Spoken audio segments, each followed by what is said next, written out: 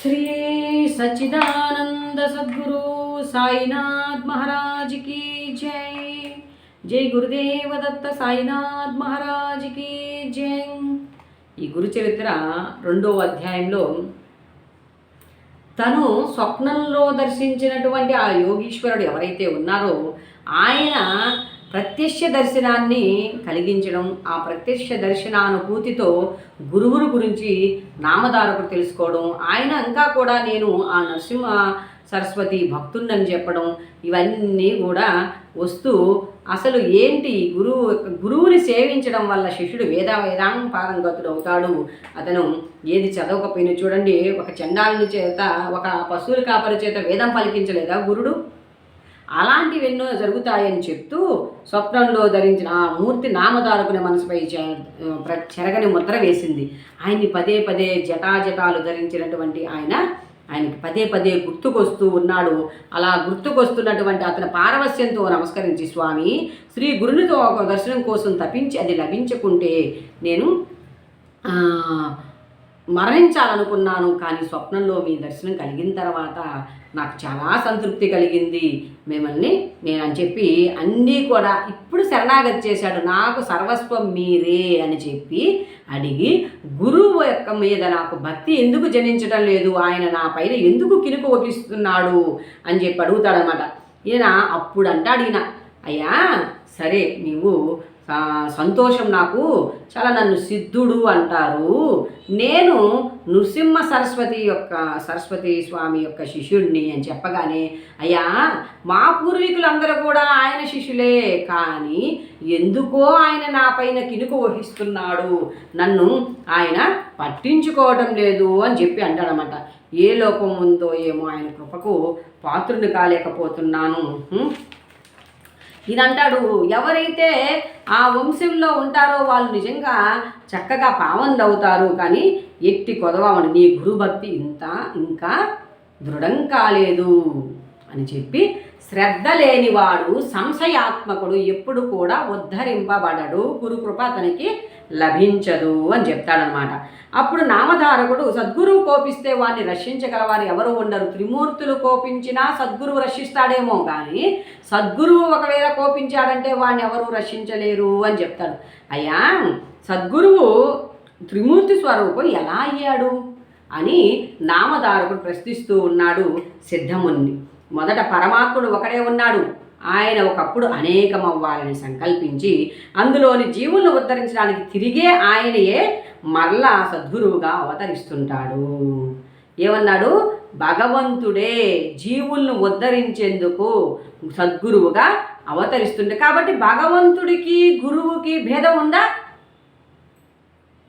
మన అవగాహన స్థాయి పెరిగితే, అవగాహన ఇది లోపం నుంచి బయటపడితే అప్పుడు అర్థమవుతుంది గురువు అంటే ఏంటి, భగవంతుడు అంటే ఏంటి, అసలు వాళ్ళిద్దరి మధ్య ఏంటి అనేది. అప్పుడు గురువు సృష్టి స్థితి లయాలకు కారణమైనటువంటి ఇది త్రిమూర్తుల స్వరూపం అయ్యాడు. అందుకే గురు బ్రహ్మ గురుర్ విష్ణు గురుదేవో మహేశ్వర గురు సాక్షాత్ పరబ్రహ్మ తస్మై శ్రీ గురమూర్తే నమః. గురువే బ్రహ్మ, గురువే విష్ణువు, గురువే మహేశ్వరుడు. అంటే సృష్టి స్థితి లయకారకుడు. సృష్టించేటప్పుడు ఈ సిద్ధుడు ఇంకా జిజ్ఞాసను సంతోషించా, నీవు బుద్ధిమంతుడు, మంచి ప్రశ్న అయ్యా, సద్గురువు రక్షించగలిగాను అన్నారు కదా, నా సందేహం తీర్చి అందుకు అసలు తార్కారం ఏమిటి, దేవతలు కోపించిన సద్గురువు ఎలా రక్షిస్తాడు, దానికి ఏమన్నా ఉన్నాయా చెప్పండి అన్నాడు. ఆ నారాయణుడి నాభి కమలం నుంచి బ్రహ్మ పుట్టాడు. దాని నుంచి అతడు శ్రీ మహావిష్ణువు యొక్క ఆజ్ఞను అనుసరించి ఆయన నుంచి వెలువడిన వేదాల్లో వివరించబడిన రీతిన విశ్వమంతటి సృష్టికర్త బ్రహ్మ తన సంకల్ప మాత్రం చేత అన్నిని సృష్టించేటప్పుడు బ్రహ్మగా ఉన్నాడు. తర్వాత స్థితిగతులను, ఆ జీవుని యొక్క స్థితిగతులను చూసుకునేటువంటి విషయంలో విష్ణువుగా ఉన్నాడు. తర్వాత ఆ జీవుణ్ణి తను లయం చేసేటప్పుడు విష్ణు రుద్రుడుగా, శివుడిగా ఉన్నాడు అని చెప్తూ, తర్వాత ముల్లోకాలు నానా విధమైన జీవరాశిని సృష్టించాడు. తర్వాత ఈయన అన్ని 4 యుగాల గురించి, ఒక్కొక్క యుగం ద్వాపర యుగము, ఇవన్నీ కూడా దీనికి అధిపతులు ఎవరు అని చెప్తూ కలిని గురించి చెప్తాడనమాట. కలిపురుషుడు యొక్క లక్షణాలని చెప్తాడు ఈ అధ్యాయంలో మనకి. కలిపురుషుడు తగువులంటే ఇష్టమైనటువంటి వాడు, ఏమాత్రం భగవద్భక్తి యందు ఆసక్తి లేనివాడు, తగు అంటే వాడు క్రూరుడు, వైరాగ్యమే లేనివాడు, పవిత్రత అంటే ఇష్టం లేనివాడు. ఇప్పుడు చాలామంది మనం మాటల్లో అనుకుంటున్నాం కలివైపరీత్యము. అసలు వాస్తవానికి గురువులు దూషించుకోవడం ఏమిటి? నిజమే కదా, కలి ప్రభావం కాకపోతే ఏమన్నా అర్థం ఉందా? నా గురువు నాకు గొప్ప అయినప్పుడు ఇతరుల గురువు ఇతరులకు గొప్ప కదా. ఒక గురువుని ఒకరు దూషించి మరి ఇంకొకరు గురువుని దూషించుకుంటూ పోయేటువంటి విపరీత పరిణామాలు ఈ కలి వైపరీత్యం వల్లే కదా వస్తూ ఉన్నాయి. కలి మహదానందంగా ఉన్నాడు ఇప్పుడు వాస్తవానికి చెప్పాలంటే. అబ్బా బ్రహ్మ చెప్పాడు గురుభక్తులు జోలికి పోవద్దని, ఆ గురువులకే పెట్టేస్తే మహామజాగా ఉంటుంది అన్నంత ఆనందాభరితుడైపోయి ఉన్నాడు ప్రస్తుత జరిగేటువంటి పరిస్థితుల పట్ల. అట్లా ఆయన చెప్తాడు. ఇంకా ఆయన రూపం ఎలా ఉంటుంది అంటే ఒక చేత్తో మర్మాంగాన్ని ఒక చేత్తో నాలుకను పట్టుకొని ఉంటాడు. దీని ద్వారా అందరినీ మోహపూరితం చేస్తూ, అంటే ఇప్పుడు చూడండి నోటి ద్వారానే కదా ఎన్నో అనర్థాలు వస్తూ ఉన్నాయి. మాట మీద ధ్యాస లేదు. ఒక మాటని మాట్లాడవచ్చా మాట్లాడకూడదనే విశిక్షణ లేదు. తగులంటే కదా మాట మాట్లాడితే ఏం ప్రమాదం, మాట్లాడకపోతే ఏమనేటువంటి భయాందోళన పరిస్థితిలో బతకాల్సినటువంటి పరిస్థితి అయిపోయిందనమాట. కాముకులు అది ఏ స్థాయిలో అయినా ఉండని ఏదో చేసేయాలి, ఏదో చెందాలి. అరే అన్నిటినీ వదిలించుకొని మంచి స్థితిలో నిలవండ్రా అంటే ఆ స్థితిలోకి వెళ్ళినప్పుడు కూడా దాన్ని రకరకాల కళ్ళబొల్లి వ్యవహారాలు చెప్తూ ధన్ సమర్పించడం అంటే ఇది అని ఎంతోమందిని దోచుకునేటువంటి వాళ్ళు ఉన్నారు. అట్లా ఉంటాడయ్యా ఆయన లక్షణాలు ఇవి అని చెప్పి చిట్ట చివరిలో కలికి అన్నీ చెప్తూ నువ్వు గురుభక్తుల జోలికి మాత్రం వెళ్ళొద్దు అంటాడు. ఎందుకు ఏంటి గురుభక్తులు అంటే ఏంటి, అప్పుడు గురువు గురించి చెప్పండి అని చెప్పి కలి అడుగుతాడనమాట. ఆయా సద్గురు భక్తులు ఎవరైతే ఉంటారో వాళ్ళ జోలికి నువ్వు వెళ్ళావా? ఇక అందుకే ఇప్పుడు ఒక సమర్థ సద్గురువుని టచ్ చేశారు. అంత గురువులు అందరూ కూడా అదే బాటలో వాళ్ళని వాళ్ళు ఇలా ఉంది పరిస్థితి. ఇది ఎటువైపు దారి తీస్తుందో ఆ పరమాత్ముడికే ఎరక. కాకపోతే ఇప్పుడు ఆయన అంటాడు, చెప్తున్నాడు, అవతరిస్తాడు. తార్కాణం ఏంటి నా మనసుకు చెప్పమన్నాడు కదా. అప్పుడు కలిపురుషుడు స్వామి అసలు గురువు అంటే ఎవరు, అతని గురించి నువ్వు ప్రత్యేకించి చెప్తున్నావు. ఇప్పుడు ఏ యుగంలోనూ దేని గురించి భయపడమని చెప్పలేదే, నువ్వు ప్రత్యేకించి గురువు గురించి చెప్తున్నావు. గురువు త్రిమూర్తి స్వరూపం అంటున్నావు. ఏంటి అసలు త్రిమూర్తులు? గురువు సంతృప్తుడైతే గురువు సంతృప్తి చెందితే త్రిమూర్తులు కూడా సంతృప్తి చెందుతారంటున్నావే, ఏంటి అసలు విషయం చెప్పయ్యా అని చెప్పి అడుగుతున్నాడు అన్నమాట. ఏ ఒక్కరూ రక్షించలేరు, గురువు కానీ కోపిస్తే అంటున్నారు. ఏంటి అలానే అంటే సంప్రీతులు అవుతున్న త్రిమూర్తుల్లో ఏ ఒక్కరు సంప్రీతులైనా గురువు సంప్రీతుడు కాకపోవచ్చు. గురువుని సేవించి ఆయనకి ప్రీతిపాత్రుడెవడో అట్టి శిష్యుడే తానే బ్రహ్మ అవుతాడు. అతనికి తీర్థయాత్రలు వ్రతాలు చేసిన ఇది ఇప్పుడు మనం సచ్చరితలో ఉందనుకుంటున్నాం, కానీ శాస్త్రంలో కూడా చెప్పారు తీర్థయాత్రల యందు భ్రాంతి అధమాధమము అంటాడు. అంటే క్షేత్రానికి వెళ్ళి క్షేత్ర మహత్యం ఉంది, కానీ క్షేత్రానికి వెళ్ళి కూడా నువ్వు అనేక రకాల ఆలోచనలతో ఇక్కడ ధ్యాసతో ఉన్నప్పుడు ఆ క్షేత్ర మహత్యం నీకేం చేస్తుంది? మనకు అదే కదా శ్రీకృష్ణ పరమాత్మ ఒక ధర్మరాజుకి ఇచ్చి నువ్వు అన్ని తీర్థయాత్రలు చేయగలుగుతున్నావు అంటే ప్రతి చోట దాన్ని కూడా ముంచుకొని తీసుకురమ్మంటాడు. వచ్చి వండితే దానికి ఉన్నటువంటి సహజ చేదు గుణం ఏమాత్రం పోదు. నీ అంతరంగంలోకి వెళ్ళినప్పుడే నీలో ఉన్నటువంటి అవగుణాలు తొలుగుతాయి. కానీ అందుకని మన శాస్త్రమే చెప్పిందనమాట, శాస్త్రముల యందు మధ్యమము, తీర్థయాత్రల యందు భ్రాంతి అధమాధమము అని. అట్లా చేసిన ఫలితమంతా గురు సేవ వల్లనే లభిస్తుంది. గురువు వల్లనే శిష్యునికి వర్ణాశ్రమ ధర్మాలు, సదాచారము, సద్వివేకము, కర్మాచరణ, భక్తి, వైరాగ్యము, ముక్తి కూడా లభిస్తాయి. ఎందుకు? ఆయన తత్వదృష్టితో తాత్విక దృష్టితో ఆయన చేయకూడని పనుల్ని ఎప్పుడు కూడా శిష్యుడి చేత ఏ గురువు చేయించడు. ఎలాంటి కర్మాచరణ వల్ల నువ్వు కర్మని యోగంగా చేయగలవో నేర్పిస్తాడు. వేటి పట్ల మోహం లేకుండా మోహాన్ని తొలగించుకొని వైరాగ్యంతో జీవిస్తూ అన్నింట్లో ఎలా ఉండాలో నేర్పిస్తాడు గురువు. కాబట్టి గురువు లేనిదే మోక్షం లభించదు. కారణం గురువు లేనిదే శాస్త్ర శ్రవణం కూడా నిజమే కదా. ఇప్పుడు గురువు చెప్పబట్టే గురువు ద్వారా మనం తెలుసుకొని ఆ గురువుల్నే విమర్శించే స్థాయికి వచ్చేసినటువంటి ప్రస్తుత శిష్యగణం అన్నమాట. శాస్త్ర శ్రవణం తత్వశ్రవణం లభించవు. అవి లభించకుంటే మానవులకు నీ వలన భయం తప్పదు. శాస్త్రాలు స్వయంగా చదువుకుంటే అర్థమయ్యేవి కావు. శాస్త్రాలను సార్థకమైన రీతిని వివరించడం సద్గురువుకు మాత్రమే సాధ్యము. అందుకే ఆయన జ్ఞానజ్యోతి స్వరూపము. జ్ఞానానందమయం దేవం నిర్మలం స్ఫటికాకృతిం ఆధారం సర్వ విద్యానం శ్రీ హయగ్రీవం ఉపాస్మహే. సేవలను అందుకు తార్కాణం చెప్తాను విను. పూర్వం గోదావరి తీరం అనగానే మనకి ఎంతమంది సాధు సత్పురుషుల యొక్క అవతరణ గుర్తొచ్చేస్తాయి కదా. అలా అంగీరస మహర్షి అనేటువంటి ఆయన ఉన్నాడు. ఆయన యొక్క సద్బ్రాహ్మణులు వ్రతదీక్షకు తపస్సులు ఉన్నారు. వారిలో పైలుని కుమారుడు వేదధర్ముడు అనేటువంటి ఆయన ఉన్నాడు. ఆ వేదధర్ముడు అనేక శిష్యగణంతో ఉంటూ ఒకరోజు వాళ్ళ శిష్యులందరితో కలిసి ఈ విధంగా చెప్తూ ఉన్నాడట. అరే, నాకు నా కర్మానుసారంగా త్వరలో గలుత్కష్ట రోగం రాబోతుంది. నేను కాశీలో ఉండి ఆ రోగాన్ని పోగొట్టుకోదలుచుకుంటున్నాను. ఆ కర్మను అనుభవించాలనుకుంటున్నాను. మీలో ఎవరైనా నాకు సేవ చేసేందుకు వస్తారా, సిద్ధమేనా అని అడుగుతాడనమాట. అంతమంది శిష్యులు ఉంటారు. ఏం చెప్తే ఏం ప్రమాదమో, ఎలా ఉంటుందో గురువుగారితో పనిని ఎవ్వరు కూడా నోరు మెదపరు. కానీ ఒక భక్తుడు, ఒక శిష్యుడు లేస్తాడు. దీపకుడు అతని పేరు. అందుకే ఆ రోజు ఆ విధంగా లేచి అతను తీసుకున్నటువంటి నిర్ణయం చరితార్థుని చేసి ఈరోజు గురు భక్తి అంటే ఏంటి, గురు సేవ చేయడం అంటే ఎలాంటిది అనేటువంటి విషయాన్ని చెప్పుకునేదానికి ఆధారభూతమైనాడు దీపకుడు. అలా ఏంటో గురుదేవా, నేను మీరు అనుమతించినట్లయితే మీతోటే వచ్చేందుకు నేను సిద్ధం, మీ సేవ చేసుకునేందుకు సిద్ధము అంటాడు. సరే, ఇద్దరు వెళ్తారు. అక్కడ చాలా ఇబ్బంది ఉంటుందిరా అబ్బాయి, అది ఇదని చెప్తారు. సరే, అక్కడికి వెళ్ళిన తర్వాత ఆ యొక్క నదీ తీరాన ఒక పాక వేసుకొని దాంట్లో ఉంటారు. తర్వాత ఈయనకి గలుత్కుష్ఠ రోగం వస్తుంది. ఆ రోగం వచ్చిన తర్వాత ఈ యొక్క శిష్యుడు ఎవరైతే ఉన్నాడో దీపకుడు అంతా అక్కడ ఇక్కడ బిష్యాటం చేసి గురువుకి పెడుతూ ఉంటాడు. ఆయనకి శుభ్రంగా కడుగుతూ ఉంటాడు, చెందుతూ ఉంటాడు. ఇది కొద్ది రోజులు గడిచే కొద్దీ ఈయన తీసుకొచ్చిన ఆహారం సరిగ్గా లేదనో, వాసన వస్తుందనో, ఏదో ఒక రకంగా దీపకుడిని తిడుతూనే ఉంటాడు.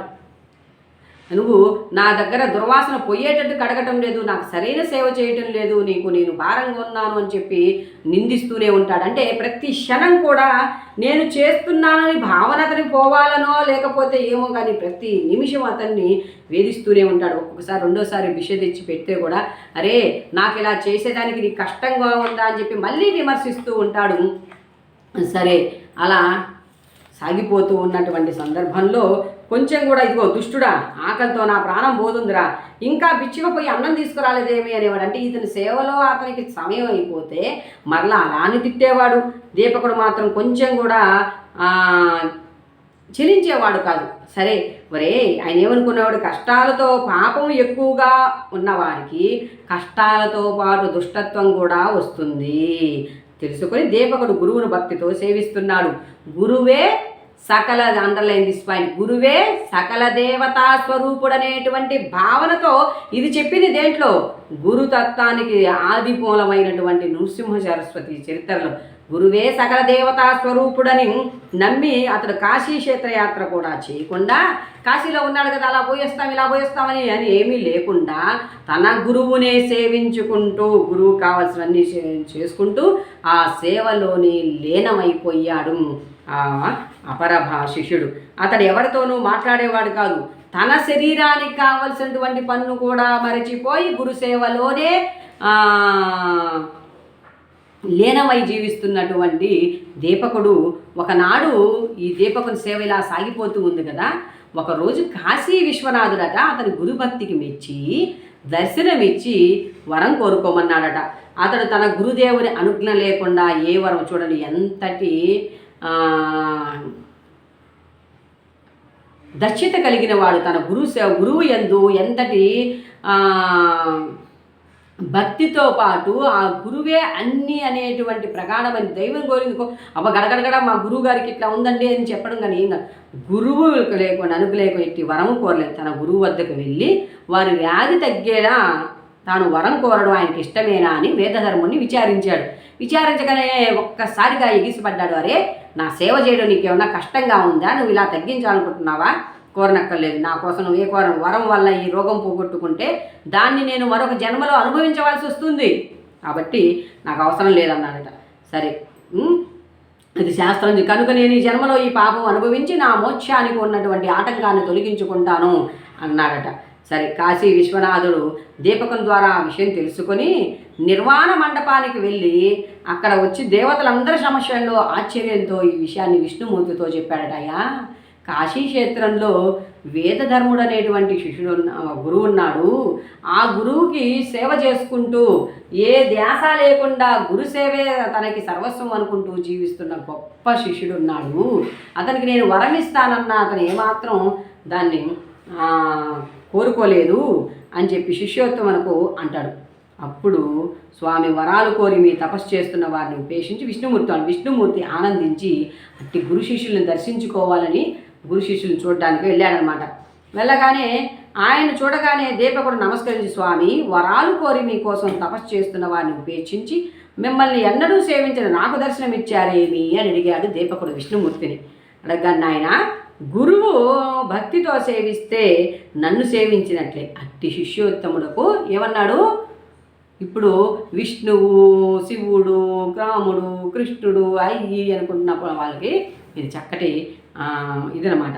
ఆయన ఏమన్నాడు? గురువును భక్తితో సేవించేటువంటి వారికి నేను నాకు విష్ణువు నాయన సేవిస్తున్న నేను నన్ను సేవించినట్లే ఆయన సేవిస్తే అట్టి శిష్యోత్తమునకు నేను ఆధీనుడను. తల్లిదండ్రులను, విద్వాంసులను, విప్రులను, తపస్సులను, యతులను పూజించేవారు పతియే దైవమని విశ్వసించి అతన్ని సేవించే పతివతలు కూడా నన్ను సేవించిన వారే అవుతారని చెప్పి వరం కోరుకోమన్నాడు. దీపకుడు ఆయనకి నమస్కరించి, గురువు సకల దేవతా స్వరూపమని మీరే చెప్పారు కదా స్వామి, సకల తీర్థ స్వరూపి అని చెప్పారు, వేదాలు శాస్త్రాలు చెప్తున్నాయి. మీరిచ్చే వరం ఏదో ఆ గురువు గారు ఇవ్వగలడు కదా. చూడండి, తన గురువుని యందు అంతటి దృఢ విశ్వాసం గురు భక్తులదనమాట. భగవంతుడు ఇస్తాడా ఇవ్వడా అనేది కాదు, నా గురువు నాకు అవసరమైనన్నింటినీ సమకూర్చగలడు అనేటువంటి ప్రగాఢమైన విశ్వాసం అనమాట. అదే దీపకుల్లో ఉదయిస్తూ అన్నాడు. అప్పుడు శ్రీమన్నారాయణుడు అంటున్నాడు, గురువు వేరు నేను వేరు కాదు నాయన, మేమిద్దరం ఒకటే. మా ఇద్దరి సంతోషం కోసం అయినా వరం కోరుకో అన్నాడు. నేను అది ప్రసాదించి ఎల్లప్పుడూ నీ ఆధీనంలో ఉంటాను అన్నాడు. అప్పుడు దీపకుడు స్వామి, అలా అయితే నా గురుభక్తి ఏదైతే ఉందో అది నిరంతరం వృద్ధి చెందేలా చెయ్యి. అదే సాయి సచ్చరిత్రలో కాకాశాబ్దీషేత్ అనేటువంటి భక్తుడు బాబా దర్శనార్థం వెళ్ళినప్పుడు తన దేహంలో ఉన్నటువంటి కుంటితనాన్ని పోగొట్టుకునే దానికోసం దర్శించిన ఆయన బాబా యొక్క దర్శనం చేత ఆయనలో ఉన్నటువంటి ఆ బ్రహ్మస్థితికి ముగ్ధుడై ఆయన నా మానసిక కుంటితనాన్ని తీసివేయి అని చెప్పి వేడుకోవడం జరుగుతుందన్నమాట. అలా వరం కోరుకో, నేను ప్రసాదించంటాను స్వామి. అలా అయితే అన్నాడు. విష్ణువు సంతోషించి, నీవు గురుసేవ వల్ల తరించావు, నీవు ఈ లోకంలోనే బ్రహ్మానందాన్ని పొందగలవు. నీవెల్లప్పుడూ నీ గురుదేవుని ఇలానే సేవిస్తూ ఉండు. వేదము, వేదాంగాలు, వేదాంత వాక్యాల అర్థం తెలుసుకుని అది ఎవరు తెలియజేస్తారని చెప్పాడు? మనకు మొదట గురువే తెలియజేస్తాడని చెప్పాడు. గురువే సర్వం పరమార్థమని, పరబ్రహ్మమని తెలుసుకొని ఆ గురువుని ఎవరైతే సేవిస్తారో వారికి దేవతలు వశమవుతారు. నిరంతరము సద్గురువుని సేవించేవారు కూడా లోక పూజ్యులేనాయన. అందుకే కదా గురువుని సేవించినటువంటి భక్తుల చరిత్రలు ఇప్పుడు ఎన్నో మనం తెలుసుకుంటూ ఉన్నాం, వింటూ ఉన్నాం, చరితార్థం అవుతూ ఉన్నాం. ఇలా కూడా త్రిమూర్తులైన మా అనుగ్రహం వల్లే మానవులకు సద్గురువు లభిస్తాడు అని చెప్పి విష్ణువు అంతర్ధానమయ్యాడు.